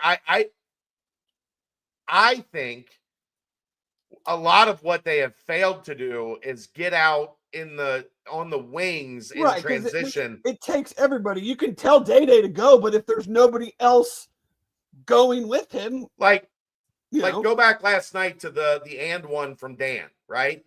Boom, boom, kick ahead, straight to Dan, catches it, 2 passes, catches it at the 3-point line, goes straight to the rim, and the ball hit the floor probably 2-3 times in that entire sequence. That's the kind of stuff I expected more of. And I think Wes has implored them to do that, but for whatever reason, it just hasn't. They've done it in spurts. I mean, we've talked post game, some games. Okay, that looked a little bit better. Like they look like they're starting to understand that this is a necessity for them. I think some of it also, Dave, is a lot of times, when that works is when you can shoot. right. And you boom, boom, you hit ahead. Guy takes a transition 3. We're not seeing a lot of those transition 3s because people can't make anything. Like I think ultimately, and we'll have plenty of time to talk about this in the offseason, but I've talked to so many people this week, just getting different thoughts and ideas and observations and, trying to like sort through all this in my head. And the number one thing is it's very simple. You cannot, I think in this day and age, it is very difficult to put yourself in a position where you're counting on guys who haven't been good shooters to become good shooters, because they're probably not. That magic pill that takes a guy from 28, 29, 30% all the way up to 36%, it's how you get fired in college basketball, because this team has no spacing. They have no pop, because the defense is just sagging and waiting for you in the lane. And you can pass it around all you want, but if nobody can make the defense pay and just rise up and hit that shot, offense is really, really difficult. And they have one guy essentially that is tagged as a shooter in their heavy rotation right now. CJ Frederick helps out some when he can play, but really CMOS is the only guy that a defense tags. Right. So they pressure him. They don't worry about everybody else. Like if you watch sometimes, Dave, Dylan Mitchell will catch the ball at the 3-point line and there won't be a guy within 8 feet of him, because they're not worried about it. So when everybody else has the ball, Dylan's guy is standing there, waiting for that guy to try to drive the lane or whatever the case may be. So it's, I think they wanted to look at, we think Jizzle and Dan and Day-Day are going to go from 28 point whatever percent that they were at. We're going to get them to 32, 33, 34% from 3. And that's going to like open everything up. And they didn't take the leap. Nobody did. And it's a fatal flaw in roster construction, because you have a team at 4 positions that can't shoot the basketball. Yeah, And in well, college basketball in 2025, it's really hard to win that way. Yeah, I saw, what was it? I don't know where it came out on, but they're one of the teams that has, like, when you combine their starting point guard and their starting center, have less than 20 made 3. I mean, I mean, whose center is like making a bunch of threes? I think it's the point guard number that is right. The point guard has it- only made 19 threes on the makes season. That's makes it more glaring. It's like not the combining of the two. It's like no, they've played 22 games and Jizzle's made 19 threes. yeah. Woof. That's dreadful. Yeah. I mean, and it's hard for me to, and I mean, I think we even talked about this though in the offseason and the lead up to the season was that I would be okay with sacrificing a little bit defensively if that meant we were playing at a faster pace and scoring a little bit more. And I just think we're seeing the glaring reality of, yep, we can all sit here and say that we grew up on Bearcats lore and defense and everything, but like the truth of the matter is like you got to be able to score. I mean, they're scoring 10 points now. I don't know what the number is after a 93-point output. That they were scoring 10 points a game less in the Big 12 than this year versus last year. The margin, I mean, I looked at the margins of defeat. I mean, last year, the average Big 12 margin of defeat was like 5.8. Yeah, 6 points. Yeah. This year, it's 12. I mean, their losses have been averaging 12 points a game. Yeah. Last year, it was 1, 4, 5, 4, 9. Like, they had the one TCU game that got out of hand at the end. And this year, it's just because, I mean, they can't score. So you can talk about rebounding and defense, but you got to, at some point, maybe you do have to, in today's college basketball, is give up a little bit on defense to get a guy that can truly, like, just get some dudes that can truly put the ball in the basket. It's so rudimentary and so, like too basic almost. But, what do we say about this game? Like, you can play great defense, and UCF is still probably going to score 70, 80 points. Yeah. And the way UC was playing was you were going to get blown out if they scored 70 points. They were, I mean, watching them like live, like I know I give Johnny Dawkins a bunch of crap because he's been there 9 years and really hasn't been able to accomplish anything. They went to the second round once. But in reality, like that guy just looked and said, plays aren't going to work for this team. No, they got three dudes that are like great one-on-one players. Yeah, just get them, find the mismatch, get them the ball, and tell them to go get buckets. And that's what they do. And they're going to score. Like, they scored on Houston. They scored on Kansas. Like, they're going to score. So it was a refreshing reprieve from what we've been living through. Hopefully it is not a mirage in the desert. My worry is that it's very heavily opponent related. And just the way that they are comfortable playing fed into the way that Wes had probably wanted these guys to play more of.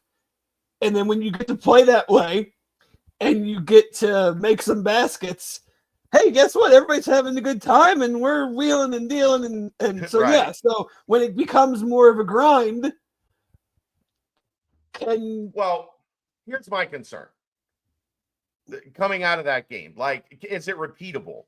And, I thought about this a lot today, just like. Well, no, I mean, it's not. Well, no, but here's the thing that we didn't find out yesterday, Dave. Cincinnati took a lead with 11 minutes something left in the first half. UCF tied it a couple times, but Cincinnati led the rest of the way. Right. They didn't face the type of adversity that has kind of broken them. Like, this is not an overly, like, there's not a lot of irrational self-confidence on this team. It's unfortunate. I know. If me and you could you give them our irrational self-confidence. So that's, I think, the next step that I want to see is, because look, there's great teams, there's great players in this league. You're going to find yourself down 7 at some point in time. And last year we saw when that happened, they were able to like bow up and keep it close, stay within striking distance, and a lot of times have a chance to win in the final 4 minutes of the game. Yeah. They didn't do it enough, but they consistently put themselves in that position. What we have seen and what was impressive yesterday is UCF scored enough in that final 6-7 minutes that if Cincinnati didn't keep pace, they would have got past and UCF would have won the game. There was a moment, I don't know, I don't remember the exact like we were up, I think 11, and they cut it to 5, and I was like, here we go. This is where we're going to go on like a 4-minute scoring drought, and then we got an and 1 on the very next possession. Yeah, and it went back to 8 and pretty much coasted from there. But they were up 4 at halftime, and at the very beginning of the second half went right up 7, and it really never got threatened at that point. But yeah, I mean, like there was no scoring drought. I don't know. I mean, you guys probably talked about it, or I mean, you can't score 93 points and have much of a scoring drought. So like, that's gonna happen. You know, not because they're necessarily playing bad, but they're not that good on offense. Like they're not gonna have a game where it comes as easy as it seemed to come last night. So what happens when that happens is kind of the big question, because I mean, let's be real, there's 2 super tough games left. So tough. But I'm not going to say they can't. I mean, I wouldn't predict them to win. I wouldn't predict them to win all the other ones. That's the thing. But like, this is not some like Tennessee that just finished playing 5 top 15 teams in a row. No, you've got Oklahoma State and TCU and Kansas State and Utah. Like, there's winnable games in there, but this team has not shown. Yeah, to this point the consistency to go win all those games. I'm trying not to be like a stick in the mud, but it's like that last night was kind of just a one-off to me. Like, there's nothing I can take from that and go, oh yeah, that's repeatable and that's a turning point. Like, I have to see them do it because it's a one-off until it's not. I think that's fair. Yeah, because it's because we've seen them struggle as mightily as they have offensively. Now, if you look around, there are teams that are pulling themselves off the mat. Kansas State has pulled themselves off the mat quite a bit. Arkansas is pulling themselves off the mat after being, disappointing for most part of the season. Does this team have the momentum now? Because here's the thing I think that's interesting. This ran through my brain a lot today too. Like, even I didn't feel like coming out of winning Colorado, Arizona State that they had built momentum. No, they hung on in both those games. Yeah, I didn't feel like, even though they won, I didn't feel like, okay, that looked like this team got back on track. I did feel last night differently about that win. Right. Now you just have to show that it wasn't just because the team you were playing was willing to go up and down the court with you. Yeah. Did UCF guards being undersized play a part last night? I don't think it played a major part. I think it's just style. UCF wants to go. They want to run. They're not terrible, dude. They came into the game 85th defensively, so it's not like they were awful. I said this on the radio today, Dave. Cincinnati has played a couple teams in that range defensively and scored 53 points. Yeah. So it wasn't like they had just beat up on all the bad defenses they have played. They have struggled against defenses of all kinds. Yeah. I think it was yesterday they just got some confidence early in the game and stayed on the attack. Now, the thing that's not repeatable, Dave, there was something about last night that's not repeatable. Can you tell me what I'm thinking? I don't know. No, probably not. 56 points in the paint. Yeah, that's probably not going to happen again this year. 56 points in the paint. Layups, dunks, like you name it, like little pull-ups. They hit pretty much everything that they threw at the rim. To score 56 points in the paint is insane I in mean, today's college that's basketball. more than, I mean, obviously 2 right off the top of my head, but I think there's 3. I mean, that might be more than 4 or 5 games this year. Total I mean, point. I can pull it up and tell you. Yeah. I mean, 52 52 against BYU, 40 against Kansas. There was a 48er in 48, yeah, 48 against Baylor, 40 against Kansas, 52 against BYU, 50 against West Virginia. Yeah. Yeah. Yeah. So, I mean, you know, that's not repeatable. We're not going to see that again. It's not. But I mean, hopefully the thing that I will take from the game is that hopefully just there's a little bit of from Wes and the coaches like, guys, this is why we have been imploring you to run. Yeah. Because it can open up a lot for you, and regardless of opponent, maybe it gives the guys some more confidence to try that. Because I mean, if they revert back, I mean, we've talked about it ad nauseum. Like, they're not really going to beat teams running half court offense. No, not when you can't shoot. It's impossible. There's gonna have to be, even if the other team knows it, and even if the other team is committed to stopping it, there's gonna have to be a higher level of pace and transition, and if they're gonna go on some sort of real run here and claw themselves back to putting themselves in a position to maybe make the tournament. Yeah, I'm not going to write them off. They still have good players who have not played well, and I have thoughts, but it's not fair to discuss that now because the season is not over.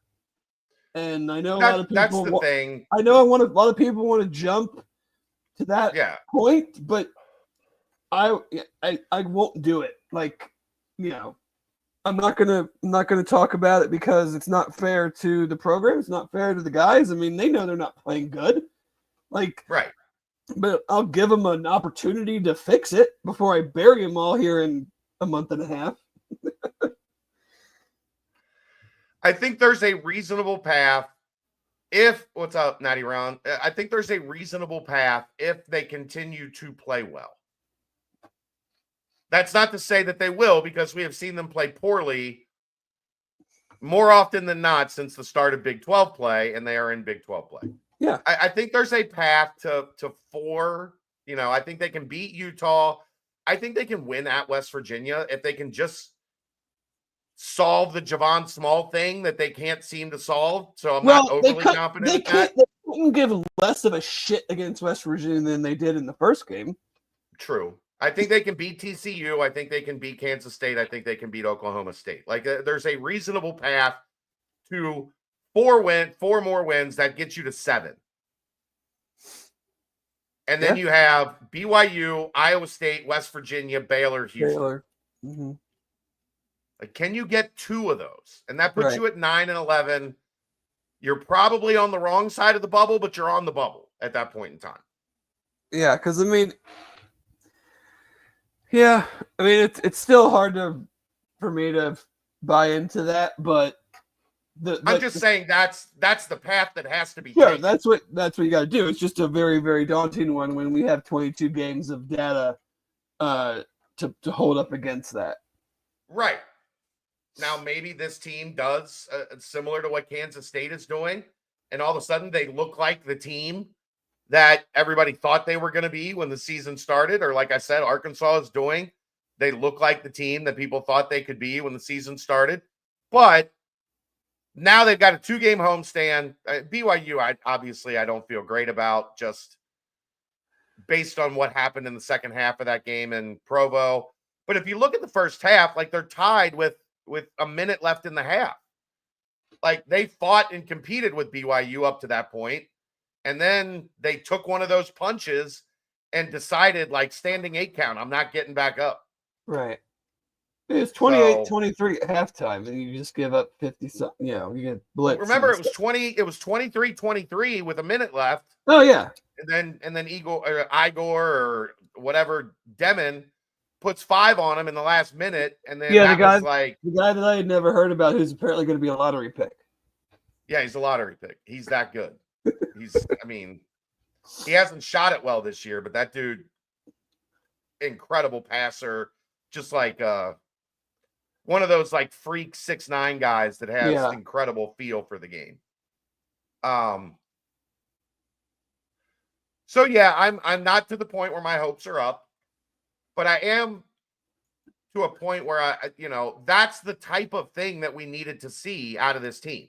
Yeah. I mean, not like okay, they won, but I don't feel great about it. And okay, they won, and that actually has some semblance of like things that can make this team successful, albeit against a team that's last in the conference in defense. Yeah, you didn't really get any resistance. There was at no point where I was like, man, they're really having to grind out, and they're running great offense, and they're grinding out possessions. And so when you do face some resistance, like we've talked about, do you now have at least a little bit of more confidence, or do you just go back into the turtle shell or like, we're down 4. What happens? We're down 4, and now all of a sudden we're down 7, and oh shit, well, you know what? It's not our night. The question is inevitably, what happens Saturday when BYU hits 3 threes in a segment? Because they're gonna like they shoot it that well, they pass it that well. That's been my one, like, I think has been the major flaw defensively, is they have not played well against teams that pass it well. Because guys are helping a little too much. They're not sticking with shooters the way that they should. Like teams that have moved the ball via the pass, bing, bing, bing, wide open shot, guy knocks it down. That worries me, and that's kind of BYU's like greatest strength. And it was Texas Tech's greatest strength, and those two teams just murdered Cincinnati's defense. So, we'll see. I'm not. Saturday. I just want like, can we be the team that plays with their hair on fire, like from the jump? Like that's all I kind of want to see. If they lose to BYU, they lose to BYU. But like we've been able to tell almost instantly, like what kind of game it's going to be. Yeah. So like, can we be the team that's like, hey guys, nice win, but your backs are still against the wall. Like we need to go out and we're on our home floor, because God forbid if I have to come on here next week and be like, guess what? Now we're 5-10 at home in Big 12 play over a year and a half. Like, at some point you got to have some chutzpah to you and protect your damn home arena and be like, you're not coming in here and getting a win. Agreed. I mean, BYU at times has been not as good offensively away from home. That should be expected. I mean, you should be better offensively at home than on the road. Right. But it feels like UC's got to make it hard for him, because they don't make it hard for anybody. And in those games where they have not been as good offensively away from home, they've still scored in the 70s. So, like, if you're planning on beating them, you're going to have to find a way to get the 75, probably. Like, grinding out BYU to a 58-54 rock fight is not going to happen. Be like 63-58 win. Right. So you're going to have to get up in the 70s, which is 35.5. And there have been times that 35.5 feels like 100.5. So that's the next step for this group. Do they come out with their confidence restored? Because I do think that has been a major part of it, Dave. I do not, again, I don't see, Jared Cumberland had irrational confidence. Like, he was going to shoot 19 times. He might be 1 for 19, but he was going to confidently shoot 19 times. Well, that's the thing, is like, you don't have guys on this team that can have a bad game, but you're still like, I still want that guy taking the shot. Right. In crunch time. Like, Jared Cumberland could have been 1 for 19. But if they're down 1 and we got the ball, everybody in the gym still wanted Jaron Cumberland to take the shot. Yeah. And, it would be nice to have another game where your leading scorer has 20, and then there's another with 19, and then there's another with 16, then there's another with 15. Instead of your leading scorer has 10, and another guy has 9, and nobody else has more than 6. Yeah. Yeah. But Yep. all right. It's going to be interesting Saturday. I'm very interested to see what team shows up. The team that has some confidence and has some pep in their step and feels like things are starting to go right for them, or do they take a punch and all of a sudden they're down 12 and look like they're never going to get it closer than 10 the rest of the way. So Yeah. that's where my eyes will be on Saturday at 6:00 inside Fifth Third Arena. Thanks to Jack and Zach. The Jack and Zach attack. One more real quick. That timestamp brought to you by Turtles Brew. 0 sugar, 0 carbs, gluten-free, 6% ABV, bourbon-infused sweet tea. They have strawberry, mint, lemonade tea, cherry lime, raspberry peach, orange, vanilla. More than 50 locations in Cincinnati, over 100 around Ohio. Turtlesbrew.com for more information and locations. Dave, I also Yeah. had a meeting today Yeah. at Rheingeist. We're getting close on these bad boys. Oh, yeah. We're getting close. And maybe a giveaway, maybe a giveaway on one of these bad boys. Oh. Coming up here in a couple weeks. So we're not quite ready to make an announcement yet, but these are some of the things that we've got in store. Some new Cincy Light merch. I got this one. Kelsey's got that. Shop.cincylight.com. Cincy Light sweatshirt to high school? She cannot wear a Cincy Light sweatshirt to high school. That would get her. I think that would probably cause problems. Oh, well. Worth trying. Yeah, I probably wouldn't. Probably get me in trouble more than anything. I I'd once rather tried not to do wear that. an F Cleveland t-shirt to 2nd grade. Yeah, we've talked about this. I once wore a gold Fab Five Chris Webber jersey and was told I could wear the jersey or I could wear the shorts, but I could not wear them together as it was a distraction. That's a weird one. There's nothing wrong with that. I agree. All right. That's going to wrap it up. Ooh, hiccups from the water. Sorry. Thanks to everybody for tuning in. Thanks to the Holy Grail, not Danco. That's a different show, Aaron. Thanks to the Holy Grail. Thanks to Cincy Light. Thanks to Turtles Brew. Again, a couple spots open. DMs are open if you're looking to advertise on the largest UC podcast in the market. We'll be back next time. It is the BCJ Podcast, brought to you by the Holy Grail, live from the Cincy Light Studios, right here on BearcatJournal.com.